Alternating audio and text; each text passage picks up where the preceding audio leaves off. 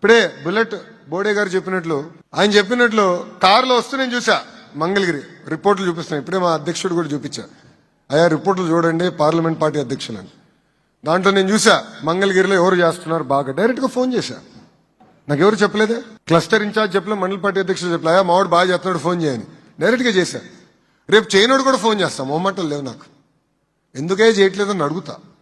ఎందుకంటే ఒక బాధ్యత స్వీకరించిన తర్వాత అహర్నిశలు కష్టపడాలి. ఇప్పుడు డోర్ టు డోర్ మీరు చేయాలంటే ఎంతసేపు అబ్బా, మహా అంటే 10 రోజుల్లో మీరు పూర్తి చేయగలుగుతారు, ఆడుతూ పాడుతూ చేయగలుగుతారు. అద్భుతంగా చేద్దాం. పార్టీని బూత్ స్థాయి నుంచి బలోపేతం చేయాలి. ఇంకా చివరికి మనకు ఓట్లు పడేది బూత్లో. సో బూత్ నుంచి బలోపేతం అవ్వాలి, ఇచ్చిన కార్యక్రమాలని సక్రమంగా చేయాలి. మై టీడీపీ ద్వారా మాకు తెలియజేయాలని ఈ సభాముఖం మిమ్మల్ని అందరినీ కోరుతున్నాం. ఇంకోటి, మై టీడీపీలో లాస్ట్ లో ఒక ఫీడ్ అని ఉంది. ఒకవేళ మేము ఇచ్చిన కార్యక్రమాలు కాకుండా మీరు ఇంకా కొన్ని కార్యక్రమాలు చేయొచ్చు, అది ఫీడ్ లో మీరు పెట్టేయండి. పాల్గొన్న కార్యక్రమాలు పెడితే నేరుగా మాకు తెలిసిపోతుంది. నేను మీ సభ్యత్వ నంబర్ కొడితే, ఇప్పుడు నా సభ్యత్వ నంబర్ కొడితే ఎక్కడ తిరిగాడు, ఎప్పుడు తిరిగాడు, ఎలా తిరిగాడు మొత్తం చేస్తుంది. రక్త పరీక్షలు చేస్తే బ్లడ్, షుగర్, బీపీ అన్నిటి తెలుస్తాయి. అట్లా మీ సభ్యత్వ నంబర్ కొడితే పార్టీలో మీ యాక్టివిటీలన్నీ మాకు తెలుస్తాయి. సో దయచేసి ఇచ్చిన కార్యక్రమాలు ఏదో ఫోటోలకు నా మాత్రం కాకుండా ఒక పట్టుదలతో, ఒక క్రమశిక్షణతో చేయాలని ఈ సభాముఖం మిమ్మల్ని అందరినీ కోరుకుంటున్నా. ఇప్పుడే వచ్చే ముందల మన పార్లమెంట్ కి సంబంధించిన శాసనసభ్యులందరూ వచ్చినప్పుడు నేను కలిసా, వాళ్ళందరితో మాట్లాడిన ఒకటేనా, అయ్యా మంగళగిరిలో ఈ రోజు నేను 91,000 మెజార్టీతో గెలిచానంటే కార్యకర్తల దగ్గరికి, ప్రజలకి దగ్గరే. సంక్షేమ అభివృద్ధి అనేది ఒక భాగం, ఎమోషనల్ కనెక్షన్ చాలా చాలా అవసరం. అది మిస్ అయిపోతే మనం దెబ్బతింటాం. సో మీరు కూడా గడప గడప దొక్కినప్పుడు ఆప్యాయంగా పలకరించండి, మాట్లాడండి. ఏదో హడావుడిగా వెళ్తాం కాదు. నేను చెప్పా వేదిక మీద పెద్దలకి, అదేవిధంగా ఈ సమావేశం వచ్చే ముందల శాసనసభ్యులు కూడా వచ్చినప్పుడు పలకరింపు లేకుండా వెళ్ళిపోతాం, కార్యకర్తలతో నవ్వుతూ మాట్లాడకుండా పోతాం వల్లనే చాలా ఇబ్బంది పడుతున్నాం. కూర్చోవాలి, మాట్లాడుకోవాలి. ఇది నా తెలుగుదేశం, నా బాధ్యతగా ప్రతి కార్యకర్త స్వీకరించి కష్టపడాలని ఈ సభాముఖం మిమ్మల్ని అందరినీ నేను కోరుతున్నా. మనందరం ఒక విషయం గుర్తుపెట్టుకోవాలి, మనకెట్లయితే సిద్ధాంతాలు ఉన్నాయో గొడ్డలి పార్టీ కూడా సిద్ధాంతాలు ఉన్నాయండి. గొడ్డలి పార్టీ సిద్ధాంతమే విధ్వంసం, గొడ్డలి పార్టీ సిద్ధాంతమే సొంత అక్క చెల్లెల్ని మెడబట్టి బయటికి గెంటేస్తాం. ఇది ప్రజల్లోకి తీసుకెళ్ళాలి. గొడ్డలి పార్టీ సిద్ధాంతమే సొంత బాబాయిని చంపేసి ఆ నెపం మన పైన వేస్తాం. ఇది ప్రజల్లోకి తీసుకెళ్ళాలి, ఎందుకంటే ప్రజలు కూడా మర్చిపోవచ్చు. మనం చూసాం, ఒక అమర్నాథ్ గౌడ్ అన్న పిల్లడు నెట్టు చంపేశారు. వాళ్ళ అక్కని వైకాపా నాయకుడు పిల్లలు ఏడిపిస్తున్నారని పెద్దలకెళ్ళి అమర్నాథ్ గౌడ్ కంప్లైంట్ చేస్తే, అదే అమర్నాథ్ గౌడ్ ని చెతగొట్టి అతను చదువుతున్న పుస్తకాల నుంచి కాగితాలు చింపి నోట్లో కుక్కేసి కెరోసిన్ పోసి మరి తగలబెట్టేశారు. ఏ పిల్లలైతే ఆ అబ్బాయిని చంపారో వాళ్ళు ఊరిలోకి వస్తే పెద్ద ఊరేగింపుగా ఇంటికి తీసుకెళ్లారు. ప్రజలకు వివరించాలి, చెప్పాల్సిన బాధ్యత ఇక్కడున్న మనందరి పైన ఉంది. ఫేక్ ప్రచారం కూడా అద్భుతంగా చేస్తారండి. ఆ సైకో వ్యక్తి నరనరాలో ఉంది ఫేక్ ప్రచారం. ఆ పార్టీ డిఎన్ఏనే ఫేక్ ప్రచారం. 5 సంవత్సరాలు ఒక్క డిఎస్సీ అని ఇచ్చారండి వాళ్ళు, ఒక్క టీచర్ పోస్ట్ అని భర్తీ చేశారు. అసలు డిఎస్సీ అంటే తెలుగుదేశం పార్టీ, తెలుగుదేశం పార్టీ అంటేనే డిఎస్సీ. ఇప్పటికీ 2 లక్షల మంది ఉపాధ్యాయుల్ని డిఎస్సీ ద్వారా నియమించిన ఏకైక పార్టీ తెలుగుదేశం పార్టీ. నేను విద్యాశాఖ మార్చలేనప్పుడు నేను ఛాలెంజ్ గా తీసుకున్నా, ఒక్క కేసు పడిన పర్వాలేదు, ఎక్కడ స్టే రాకూడదు, డిఎస్సీ అద్భుతంగా నిర్వహించాలని.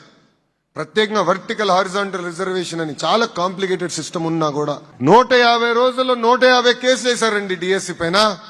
ఎక్కడ కోర్టు డిఎస్సీని ఆపలేదు. ఏకంగా వాళ్ళు వేసిన కేసుల్లో 30% పక్కన పడేసింది కోర్టు. అది మనకున్న చిత్తశుద్ధి. ఈ రోజు నా పైన ఆరోపణలు చేస్తున్నారు. ఎస్, నేను ఛాలెంజ్ చేస్తున్నా జగన్ ని, టైం డేట్ నువ్వు ఫిక్స్ చేయి, నేను వస్తా చర్చకి, నువ్వు సిద్ధమా అని అడుగుతున్నా.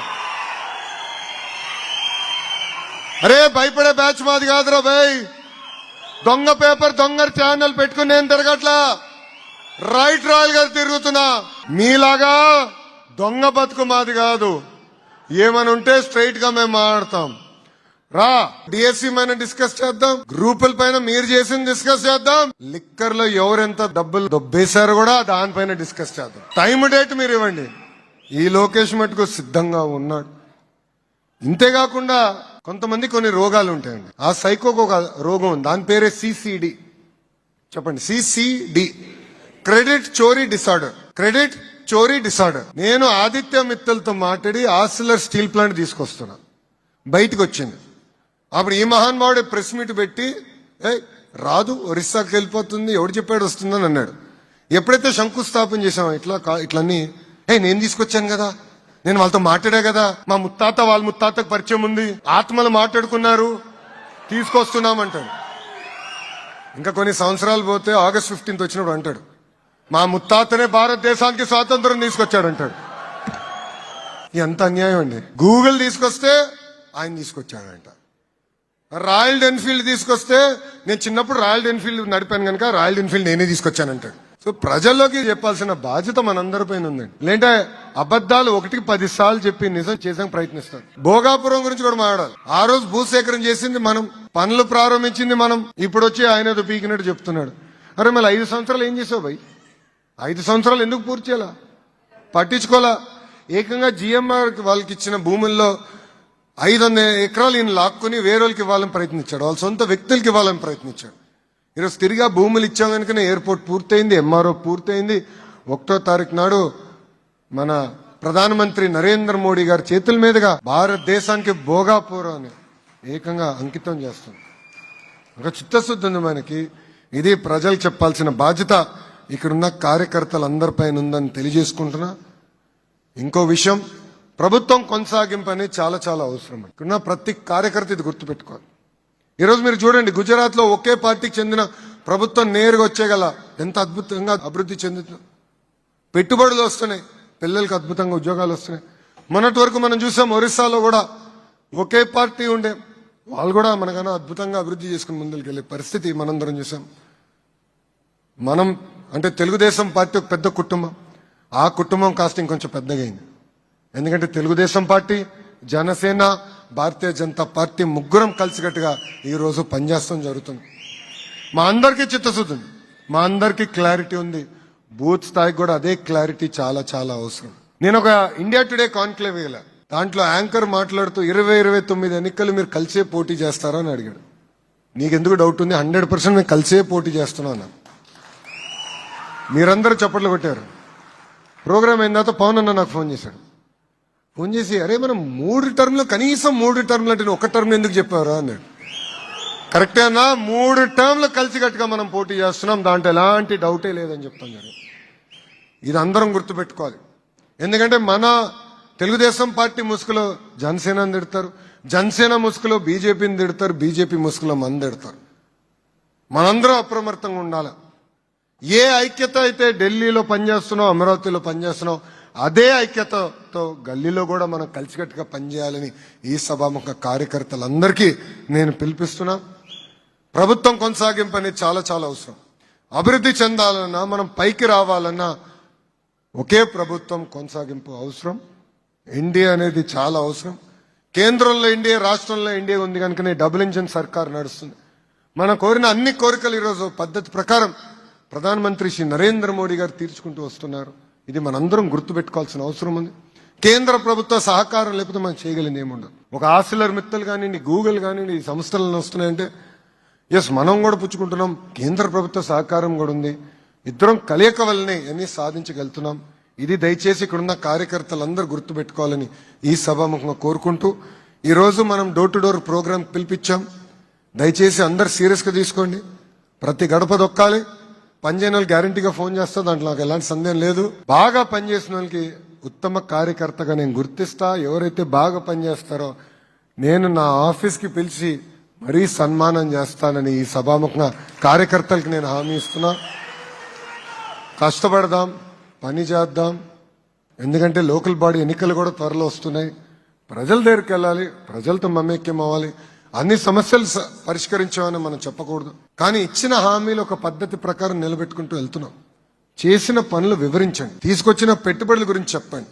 ఇది చాలా చాలా అవసరం. ఎందుకంటే అభివృద్ధి అనేది ఒక రోజు అయ్యేది కాదు. అన్ని రోడ్లు ఒకే రోజులో మనం వేయలేం, కానీ ఒక పద్ధతి ప్రకారం చేసుకుంటూ వెళ్తున్నాం. ఇది ప్రజలకు వివరించండి, ప్రజల్లో చైతన్యం తీసుకురండి. వాళ్ళు పోటీ చేసినా చేయకపోయినా అన్ని స్థానాల్లో తిరిగి కూటమి గెలిచే విధంగా మనందరం కష్టపడాలని ఈ సభాముఖ కార్యకర్తలందరినీ కోరుకుంటూ, ఈరోజు నేను చూసా అద్భుతంగా నన్ను ఆహ్వానించారు. వాస్తవంగా చెప్పాలంటే ఈ మధ్యన అంత అద్భుతమైన కార్యక్రమం ఎక్కడ చూడలేదు. దానికి నేను మీ అందరికీ రుణపడి ఉంటానని కార్యకర్తలందరికి తెలియజేసుకుంటూ, వెనకాలన్న చివరి కార్యకర్త చివరి వ్యక్తితో ఫోటో దిగిన తర్వాతనే నేను మళ్ళీ తిరిగి అమరావతికి వెళ్తా. సో కంగారు పడద్దండి. 2000 మంది నుంచి 5000 మంది అయినా నో ప్రాబ్లం. ప్రతి వ్యక్తితో ఫోటో దిగి వెళ్ళిన తర్వాత నేను వెళ్తాను. దయచేసి ముందల మహిళలు రానియండి, ఒక్కొక్కరు వచ్చి ఫోటో దిగిన తర్వాత వేదిక ముందల నాయకులందరూ రావచ్చు. ఏంటమ్మా రెడ్ బుక్ అవసరం పడట్లే, ఎందుకో చెప్తా చెప్పని. డౌరీ హరాస్మెంట్ కేసు ఎవరిపైన పడిందో మీ అందరికి తెలుసు కదా. అరే సొంత కోడల్ని వీళ్ళు బాగా చూసుకోలేరబ్బా, వీళ్ళు పెద్ద నీతులు చెప్తారు మైకులు పట్టుకుని. మంత్రులుగా చేసిన వాళ్ళు ఈరోజు మహిళలు నేర్పిస్తే పరిస్థితి అన్న. ఇంకా చాలా చాప్టర్లు ఉన్నాయి, పూర్తయినాయి. నేను వదిలిపెట్టాను, కంగారు పడద్దు. ఓకేమ్మా, అందరికీ నమస్కారం. జై తెలుగుదేశం, జై తెలుగుదేశం.